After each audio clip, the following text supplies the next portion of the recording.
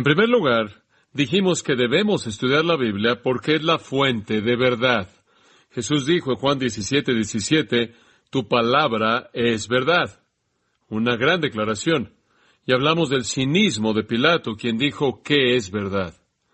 En segundo lugar, le dijimos que debemos estudiar la Biblia porque la Biblia no solo es la fuente de verdad, sino que es la fuente de felicidad, es la fuente de gozo. De hecho, citamos de las palabras de Jesús, que si oyes mis palabras y las guardas, mi gozo permanecerá en vosotros.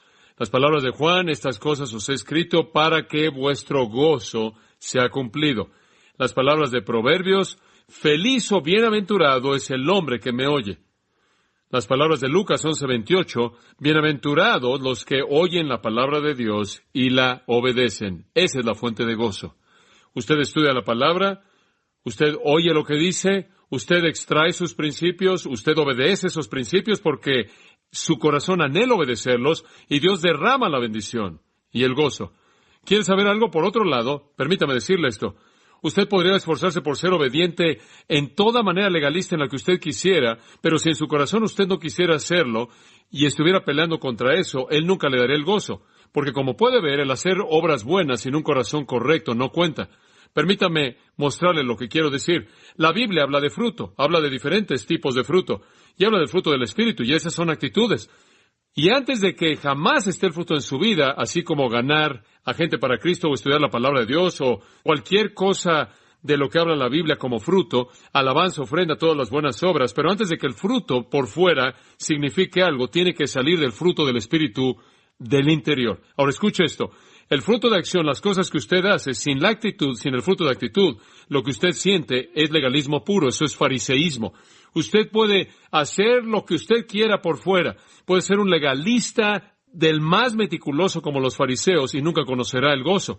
Por otro lado, si su corazón es un corazón de obediencia y un corazón de actitud, puede fracasar por fuera y Dios le dará el gozo, porque Él ve el espíritu de obediencia, de gracia en su corazón. Eso es lo que Él busca. Entonces la promesa es esta, estudie la Biblia. ¿Por qué? Número 1, es la fuente de verdad. Número 2, es la fuente de regocijo.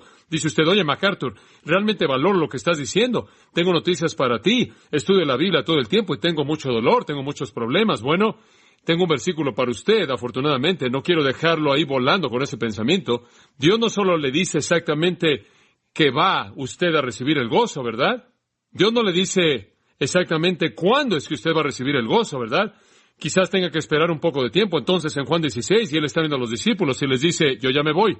Y están ahí sentándose, usted sabe, ahí todos tristes, todo el mundo ha dejado su profesión, han estado siguiendo a Jesús por 3 años, y Jesús se levanta y dice un día, ya me voy, caballeros, los voy a dejar y me voy a ir.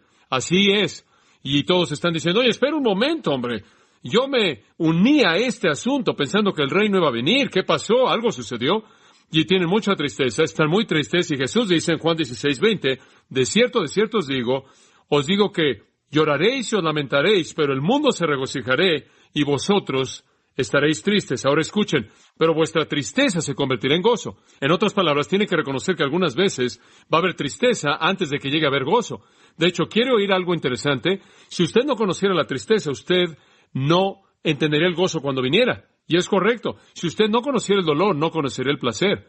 Y sabe una cosa, estaba leyendo recientemente un artículo interesante que estaba hablando de la diferencia entre comezón y entre cosquilla y que no podía ser definida médicamente. Sin embargo, la cosquilla es algo que lo hace estar feliz y la comezón es algo que irrita. Hay una línea muy fina entre estas dos. ¿Sabía usted que la diferencia entre el placer y el dolor es también una línea muy fina? Por ejemplo, hombre, usted sabe, no hay nada más maravilloso que un regaderazo caliente, y usted sabe, lo calienta mucho y mete usted su codo y simplemente dice, muy bien, en cierta manera entra y es dolor, y de pronto, es placer. Hay una línea delgada entre el dolor y el placer. Y sabe una cosa, yo jugué fútbol americano cuando estuve en la universidad, y a lo largo de la universidad, como usted sabe, yo enfrenté una línea fina entre el dolor y el placer. Y usted sabe cómo es.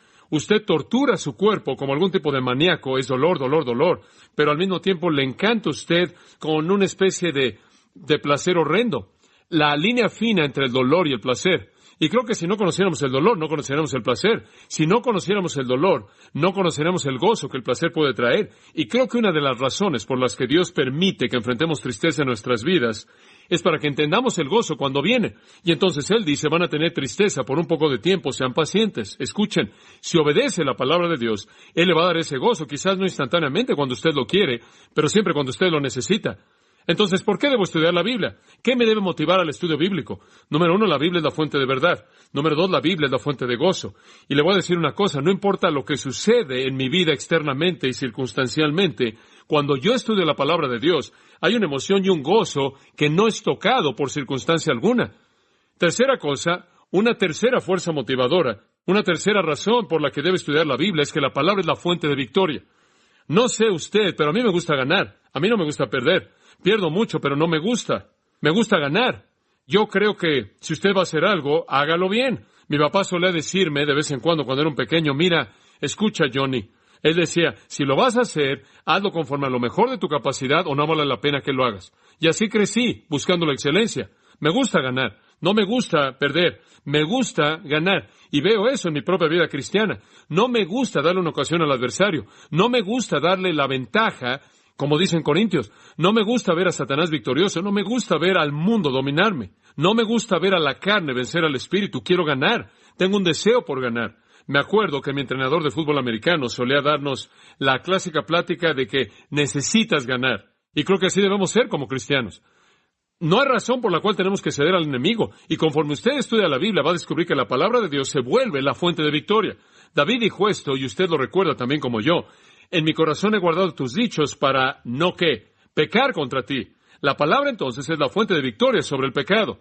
La palabra de Dios es absorbida, se vuelve el recurso que el Espíritu Santo usa para dirigirnos. El Espíritu Santo la usa para fortalecernos contra la tentación.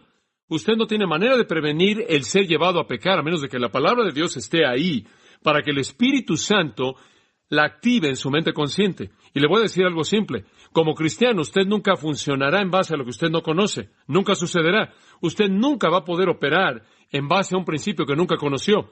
Usted nunca podrá aplicar la verdad que no ha descubierto. Entonces, conforme usted alimenta su mente la palabra de Dios, se vuelve una herramienta que el Espíritu de Dios usa para dirigirlo y guiarlo. Ahora veamos, por ejemplo, en el 4º capítulo de Mateo, la ilustración clásica de enfrentar a Satanás con la palabra de Dios. Y aquí vemos a Jesucristo y dice en el versículo 1, entonces Jesús fue llevado por el Espíritu al desierto para ser probado o tentado por el diablo. En lo que a Dios concernía era una prueba porque Él no fracasaría. En lo que a Satanás concernía era una tentación porque Él esperaba que Jesús fallara. La palabra puede significar cualquiera de las dos. Peirasmos puede significar prueba o tentación. Es una palabra neutral. Podría significar bueno o malo. Desde el ángulo de Satanás quería que fuera malo. Desde el ángulo de Dios Él sabía que sería bueno. Entonces el Espíritu lo llevó al desierto sabiendo que Él pasaría la prueba. Satanás estaba ahí esperando que Jesús fracasara. Y después de que Él había ayunado por 40 días y 40 noches, Él tuvo hambre. No es sorprendente, pero me parece interesante que debido a que Jesús era un ser humano tan perfecto, sin pecado, su cuerpo debió haber tenido poderes más allá de lo que nosotros jamás podríamos experimentar. Él debió haber sido tan fuerte, tan viril, tanto de lo que la humanidad habría sido en su potencial maximizado, por lo menos como la conocemos, que Él no tuvo hambre, aparentemente a lo largo de estos 40 días, sino hasta después, cuando Él realmente conoció los dolores, el deseo intenso del hambre. Finalmente, después de 40 días, vino el tentador y le dijo, y aquí Él le da 3 tentaciones y usted las recuerda. Pero en cada uno de los casos, Jesús respondió con la palabra de Dios.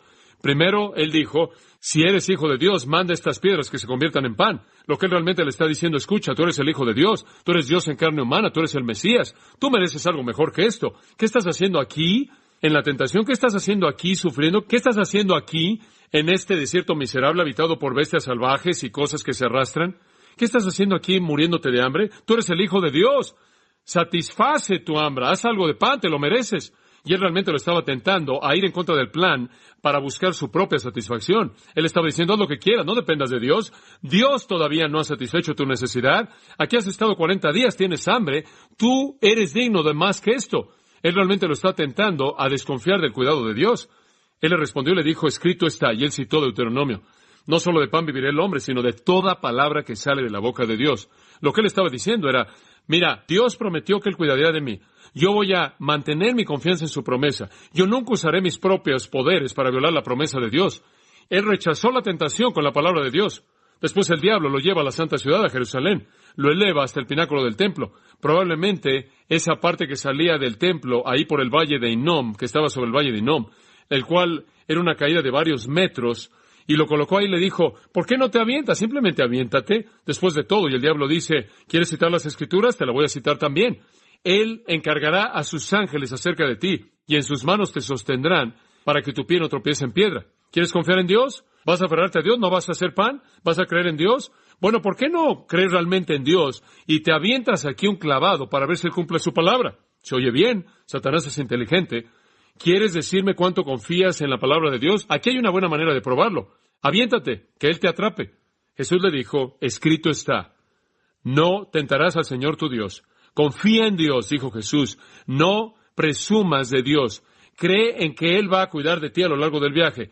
No te coloques ahí en la autopista, ¿te das cuenta? Ahí está la diferencia. Satanás entonces le muestra desde un monte alto los reinos del mundo y le dice, mira, te voy a dar todo eso si postrado me adorares. Jesús le dijo, sal, vete, Satanás. Una fue bastante mala, la 2 fue intolerable y la 3 es absolutamente suficiente. Vete, porque escrito está, al Señor tu Dios adorarás y a Él solo servirás. Y entonces el diablo le dejó y vinieron ángeles y le sirvieron. Y Dios cumplió todas sus promesas. El punto es este. Jesús respondió a la tentación de Satanás 3 veces y cada vez que lo hizo, Él citó directamente del Antiguo Testamento. Escuche, como cristiano, es el capturar la verdad bíblica en su mente consciente que le da la capacidad de derrotar a Satanás. No lo puede hacer por sí solo. Jesús literalmente triunfó sobre el diablo a través de la palabra de Dios. Es la fuente de victoria. Usted no puede razonar, usted no puede tratar simplemente de hacer un lado a Satanás. Usted sabe, es increíble, la gente con frecuencia imagina que pueden discutir con Satanás usando su propia lógica. No puede ser hecho. Otra ilustración interesante es Lucas 4:33. Había en la sinagoga un hombre que tenía un espíritu de un demonio, de un espíritu inmundo, y él clamó a gran voz. Él era un hombre que estaba poseído por demonios en la sinagoga, lo cual debió haber sido bastante molesto para los servicios ahí. Hemos tenido algunos en nuestra iglesia de vez en cuando, entonces creo que conozco el sentimiento. Y él decía, déjanos, ¿qué tenemos que ver contigo, Jesús de Nazaret? ¿Has venido para destruirnos? El hombre está lleno de estos demonios y todos están gritando, sé quién eres, el Santo de Dios. Y Jesús lo reprendió diciendo, calla, sal de él. Y cuando el demonio lo había aventado en medio de ellos, salió de él y no lo lastimó. Y todos estaban sorprendidos y hablaban entre sí mismos diciendo, ¿qué palabra es esta que con autoridad y poder manda a los espíritus inmundos y le obedecen? ¿Sabe usted lo que Jesús hizo? Ahí Él estableció su autoridad y su poder sobre Satanás con su palabra. Con una palabra Él podía derrotar a los demonios. Con una palabra Él dijo, vete, Satanás. Con una palabra Él echó a la legión de demonios de un maníaco en Gadara. Y ellos decían de Él, nunca un hombre habló como este hombre. Él habla como un hombre de autoridad, no como los escribas y los fariseos. Escuche, la palabra de Jesucristo es absolutamente autoritativa. Ahora, cuando usted conoce la palabra de Dios, usted conocerá la victoria. Permítame mostrarle otra ilustración. En Efesios 6:17, en la discusión de Pablo acerca de la armadura del cristiano, encontramos que él termina con esta gran parte de armadura, versículo 17. Tomad el yelmo de la salvación y la palabra del Espíritu, que es la palabra de Dios. Este es un texto tremendo. Ahora él dice que la parte final de la armadura es la espada del Espíritu, la cual es la palabra de Dios. Ahora, cuando usted piensa en una espada de un soldado romano, usted piensa en algo así largo. Eso no es lo que es. Esa es la palabra griega ronfaya. La palabra aquí, la palabra griega para espada, es makaira.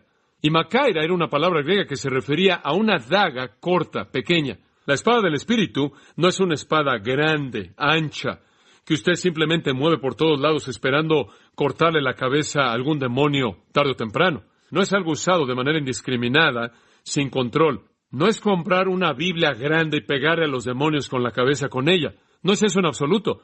La espada del Espíritu es una makaira. Es una daga, es corta, es incisiva.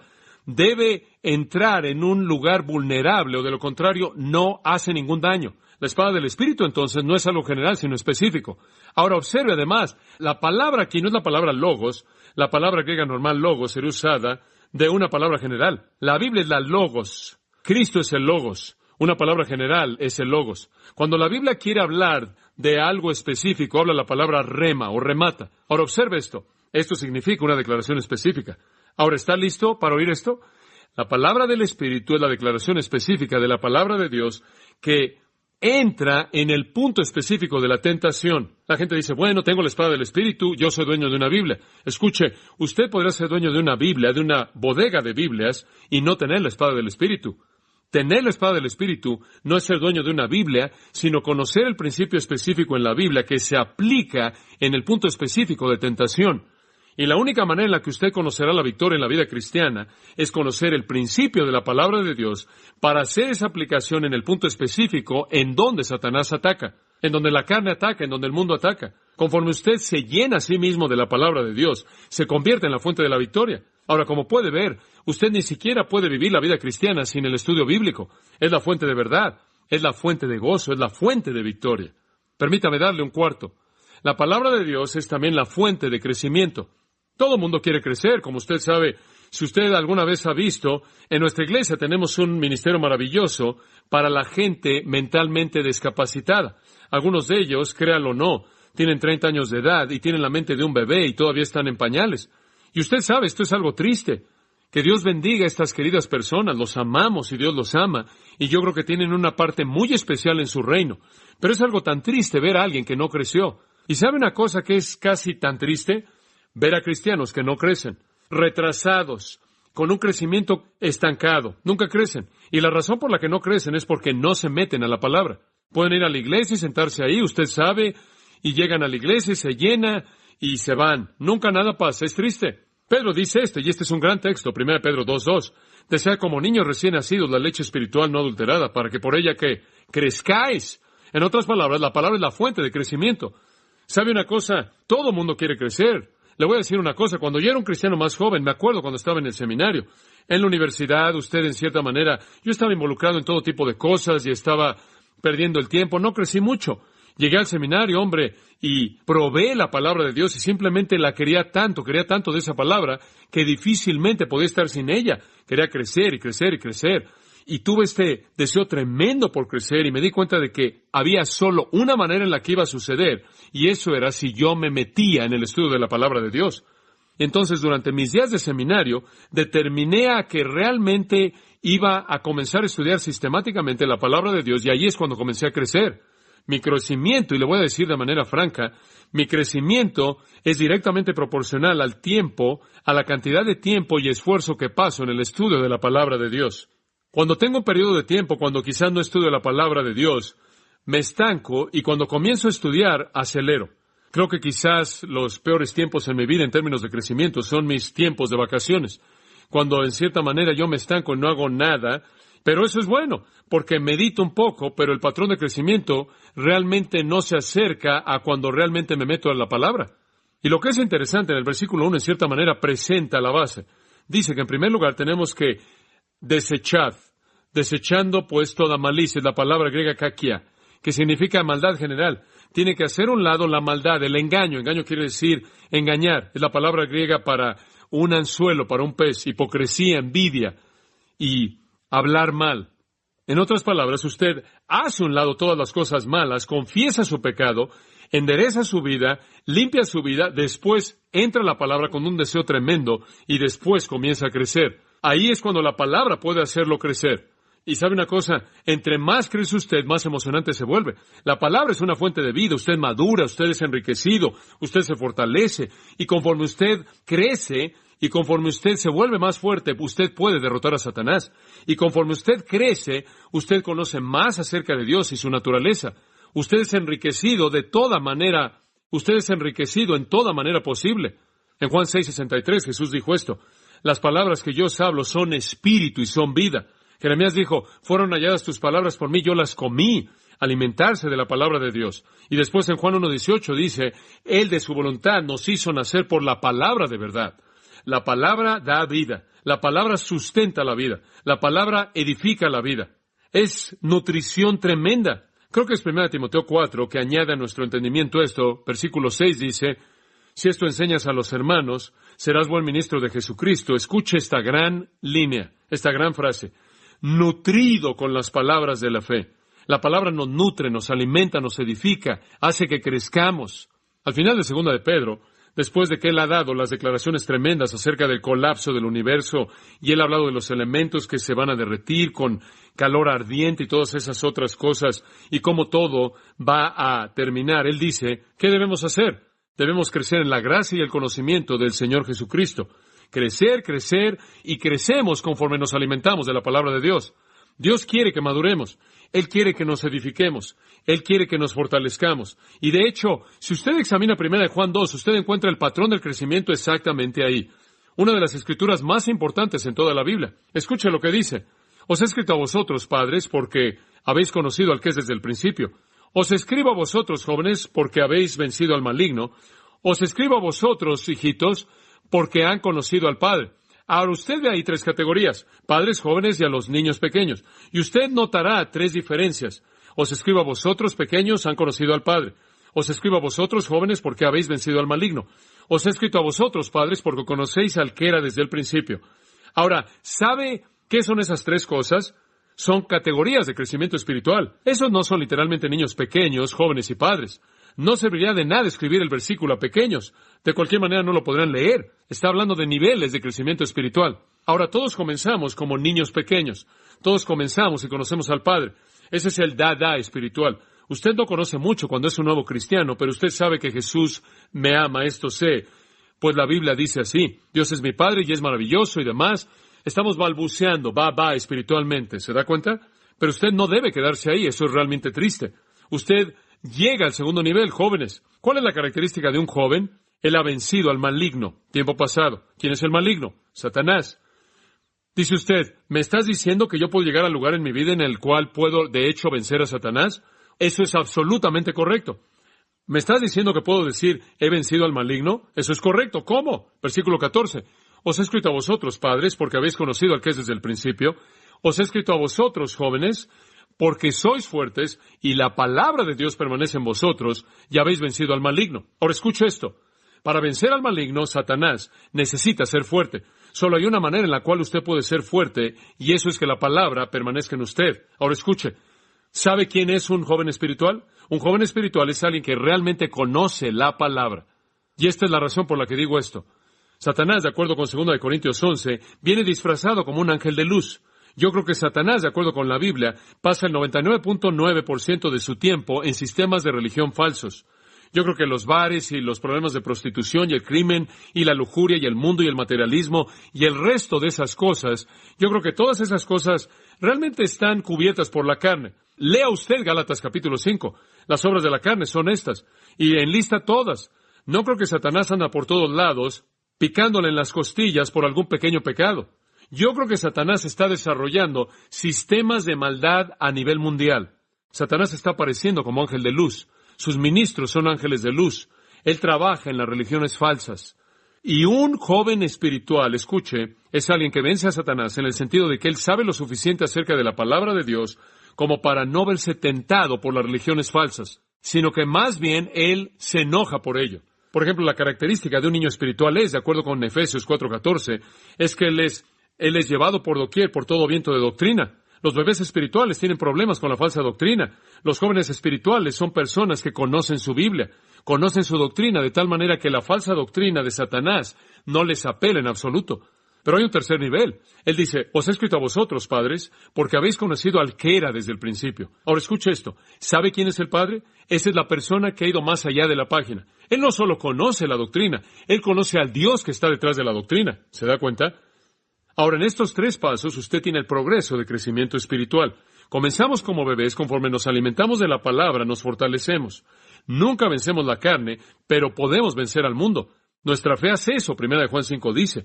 Podemos vencer los esfuerzos de Satanás, de la religión falsa. La doctrina es eso. Nunca venceremos la carne. Ese siempre será un problema. Pero podemos tener el gozo de vencer los sistemas falsos de religión de Satanás. He visto eso suceder. Le puedo decir, cada vez que un hombre o una mujer llega al lugar de ser un joven espiritual, invariablemente llegan al punto en donde la religión falsa los hace enojar y quieran salir y quieren pelear con las sectas. Y después, conforme maduran más allá de eso, ya no están tan preocupados por pelear con las sectas. Comienzan a probar quién es Dios.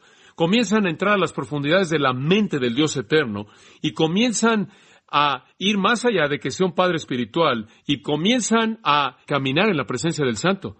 Ahí es a donde debemos ir en nuestro crecimiento. Escuche, usted pierde si se queda como bebé. Usted pierde si se queda como un joven espiritual y lo único que conoce es la doctrina. Usted tiene que llegar al lugar en el que ha comenzado a caminar en la presencia misma del Dios del universo, en donde usted realmente comienza a tocar a la persona misma de Dios. Ese es el fin del crecimiento. Entonces, cuando usted estudia la palabra, se vuelve la fuente de crecimiento. Y así como es la fuente de verdad, la fuente de gozo y la fuente de victoria. Permítame darle tan solo dos más. Yo creo también que la palabra de Dios debe ser estudiada porque es la fuente de poder. ¿Sabe una cosa? Es la palabra de Dios la que nos infunde de poder y no hay nada peor que sentirse como un cristiano impotente. Usted sabe, lee Hechos 1:8, pero recibiréis poder. Y algún hombre llega y dice, la palabra poder es dunamis y serán dinamita. Usted sabe y lo oye decir, hombre, deberías estar explotando por todo el mundo. Y usted se pregunta a sí mismo, explotando, yo ni siquiera tengo una chispa. Nada, no tengo el poder. Y alguien le dice, deberían salir y ganar a gente para Jesucristo. Y dice usted, ¿estás bromeando? Yo no. Usted sabe, yo soy como Moisés, yo no puedo hablar. Y realmente peleamos con nuestra impotencia. No sabemos qué es el poder. Escuche, la palabra de Dios lo infunde de poder. Escuche, a partir de mi propia vida le puedo decir, entre más conozco la palabra de Dios, menos temo cualquier situación, porque sé cuál es el recurso para esa situación. La palabra de Dios se convierte en una fuente de poder. De hecho, es una fuente de poder. Del ángulo que usted la vea, es una fuente de poder. En el libro de Hebreos lo dice en el 4:12, la palabra de Dios es viva y eficaz, y más cortante que toda espada de dos filos, y penetra hasta partir el alma y el espíritu, y discierne los pensamientos y las intenciones del corazón. Este es un libro poderoso. Permítame decirle algo. Usted levante esto y la va a leer, y lo lee y lo va a cortar. Es algo poderoso. Es un libro poderoso. El apóstol Pablo dijo, porque no me avergüenzo del Evangelio de Cristo, porque es poder de Dios para salvación a todo aquel que cree. Y sabe una cosa, algunas veces usted está ahí hablando con un hombre y comienza a abrir el Evangelio y puede ver el poder del Evangelio de Dios simplemente aplastando toda filosofía en la cual pasó este hombre 20 años. En Efesios 4:23 dice, renovaos en el espíritu de vuestra mente. En Romanos 12 dice que podemos ser transformados por la renovación de nuestro entendimiento. En 2 Corintios 3:18 dice que podemos literalmente ser transformados por el Espíritu Santo en la gloria misma de Jesucristo. Conforme usted se enfoca en la palabra de Dios, tiene un poder en su vida que es increíble. Conforme usted medita en ella, lo capacita. ¿Sabe una cosa? Es como el asunto de la computadora. Usted entiende el asunto de que lo que mete a la computadora, eso sale. Lo que usted mete a su computadora es lo que va a salir en su propia vida. Conforme usted se alimenta de la palabra de Dios, conforme usted mete la palabra de Dios, va a salir cuando sus botones son empujados. Es la fuente de energía, la fuente de poder. De hecho, en Efesios, ahí en el capítulo 3, es un capítulo tremendamente rico. Los primeros 3 capítulos de Efesios, ahí el apóstol Pablo está diciendo, ahora quiero que aprendan esto, y aprendan esto, y aprendan esto. Y no es nada más que teología, teología, teología, hasta el versículo 13. Más teología, teología, teología. Grandes verdades, verdades increíbles. Hemos sido bendecidos con toda bendición espiritual en los lugares celestiales. Hemos sido perdonados, hemos sido redimidos, aceptados en el amado. Se nos ha dado sabiduría. Se nos ha dado la información del conocimiento de las épocas para conocer el plan eterno de Dios. Se nos ha concedido el Espíritu Santo. Hemos sido sellados con el Espíritu. Tenemos la garantía del Espíritu y estas cosas increíbles que son nuestras. Y Él sigue y sigue y sigue. Hemos sido hechos un nuevo hombre. Somos la habitación del Espíritu. Somos la casa de Dios. Somos la familia de Dios. La pared intermedia entre judío y gentil ha sido derribada y hemos sido unidos en un cuerpo, el cuerpo de Jesucristo. Tenemos las riquezas inescrutables de Cristo que son nuestras. Se nos han dado los misterios de Dios. Riquezas increíbles son nuestras y sigue y sigue y sigue. Y Él ora en el capítulo 1. Oro a Dios porque entiendan que los ojos de su entendimiento sean abiertos, que puedan entender y comprender estas verdades increíbles. Y después de haber dicho todo eso, si entienden esas verdades, si aprenden estas verdades, y Él dice esto en el 3:20, escúchenlo. Y aquel que es poderoso para hacer todas las cosas más allá de lo que podemos pedir o entender, según el poder que actúa en nosotros. ¿Se da cuenta? Hombre, los recursos. ¿Alguna vez ha pensado en el hecho de que usted puede hacer lo que usted piense? ¿Usted a veces ha llegado a pensar en el hecho de que usted puede hacer mucho más allá de lo que pueda pensar? ¿Alguna vez llega a pensar en el hecho de que usted puede hacer mucho más abundantemente de lo que puede pedir o entender? Eso es mucho poder, ¿no es cierto? Francamente, no tiene sentido estar ahí en la orilla con ese tipo de recursos. Conforme usted se alimenta de la palabra de Dios, tiene un efecto poderoso. Hace que su vida sea una fuente de energía en la confrontación con cualquier persona en cualquier momento. Entonces debemos estudiar la palabra de Dios porque es la fuente de la verdad, la fuente de la felicidad, la fuente de la victoria, la fuente del crecimiento, la fuente del poder y uno más. Debemos estudiar la Biblia porque es la fuente de guía. Guía. ¿Sabe una cosa? Cuando yo quiero saber lo que Dios quiere que yo haga, voy a la palabra. La gente dice, estoy buscando la voluntad de Dios. Usted los oye decir eso todo el tiempo. Escribí un libro acerca de eso que se llama Encontrada, la voluntad de Dios. Simplemente para que la gente sepa que no estaba perdido. Todo el mundo quiere encontrar dónde está la voluntad de Dios. Creen que Dios juega a las escondidas y se esconde y esconda su voluntad y les dice a la gente, más tibio, tibio, tibio, caliente. Eso no es verdad. La voluntad de Dios es fácil de encontrar. Está aquí en su libro. Si usted estudia la Biblia, usted va a encontrar una y otra vez la frase, esta es la voluntad de Dios, esta es la voluntad de Dios, esta es la voluntad de Dios. Y usted puede conocer la voluntad de Dios al estudiar la palabra de Dios. ¿Qué dice el Salmo 119, 105? Simplemente dice que lámpara es a mis pies tu palabra y lumbrera mi camino. Bastante simple. La palabra es una guía. Conforme abro la palabra de Dios, me guía. Es sorprendente ver cómo Dios me habla a través de su palabra. Si tengo que tomar una decisión, encuentro lugar en la Biblia, quizás en donde alguien en el Antiguo o Nuevo Testamento luchó con una decisión semejante. Trato de ver cómo Dios los llevó ahí. O voy a un texto en la Biblia que me da una respuesta directa. Dios nos guía a partir de su libro. Él nos dirige a partir de su libro. Hay un elemento subjetivo en esto también, como usted sabe. Como cristiano tenemos al Espíritu Santo. 1 Juan 2:20 dice que el Espíritu mora en nosotros. 1 Juan 2:27 dice que tenemos una unción de Dios. No necesitamos sabiduría humana. El Espíritu Santo nos va a enseñar. Y lo que sucede es esto. Cuando usted estudia la Biblia, el Espíritu Santo en usted toma la palabra de Dios y hace una aplicación personal que le va a dar guía. Es una combinación increíble tener la verdad y al maestro de la verdad residiendo en nosotros y en combinación guían al creyente. ¿Qué hemos dicho entonces? Grandes cosas. Los beneficios de estudiar la Biblia es la fuente de la verdad, felicidad, victoria, crecimiento, poder y guía. Ahora permítame decirle esto y vamos a concluir por ahora. ¿Cuál debe ser su respuesta? Cuando usted dice, debería actuar en base a esto, si realmente es verdad, si la Biblia va a hacer todas estas cosas, entonces, ¿qué tengo que hacer? Permítame darle algunas rápidas. ¿Está lista? ¿Está listo? Ahora escuche. Número 1, créala. Y con esto quiero decir, si lo dice, créala. Créala en lo profundo de su vida. Créala en lo profundo de su vida. Jesús le dijo a Pedro en una ocasión, ¿también te quieres ir? Y él dijo, Señor, ¿a dónde vamos a ir? Tú tienes palabras de vida eterna. No te vas a poder deshacer de mí si quisieras. Encontré la fuente, me voy a quedar aquí. Si es verdad, entonces aférrese a ella. Créala. En segundo lugar, hónrela. Si es la palabra de Dios, entonces hónrela. En Job 23:12 encuentra usted esta declaración magnífica de Job, en donde él dice, he atesorado las palabras de su boca más que mi necesario alimento. Escuche, si esta es la palabra de Dios y va a ser todo lo que acabamos de decir, créala y hónrela. De hecho, en el Salmo 138:2, el salmista dijo, Dios ha magnificado su palabra, escuche esto, por encima de todo su nombre. ¿No es eso increíble? Dios honra la palabra. ¿Sabe una cosa? En Éfeso adoraban a la diosa Diana o Artemis. Hombre, le digo una cosa, pensamos en la diosa Diana, usted sabe, como algo hermoso, esbelto. La diosa Diana era una bestia horrible, fea, negra, que era una de las cosas más horrendas que jamás ha visto usted. Pero adoraban a esa cosa tan horrible al ojo. ¿Y sabe por qué? Porque había una superstición que decía que había caído del cielo, y si caía del cielo era digna de honor. Permítame decirle algo acerca de la Biblia. Cayó del cielo. Esa estatua no cayó. Esta realmente cayó. Es digna de honor. Entonces créala y hónrela. En tercer lugar, quiero decirle, ámela. Si todo esto es verdad, más vale que la ame. El salmista clamó y dijo, oh, cuánto amo yo tu ley. Oh, cómo amo yo tu ley. Salmo 119, ahí lo dijo. Y me encanta el Salmo 19. Él dijo, la ley es más dulce para mí que la miel del panal, y deseable más que el oro, sí, más que el oro afinado. Lee el Salmo 19, 7 al 10, una de las porciones más hermosas.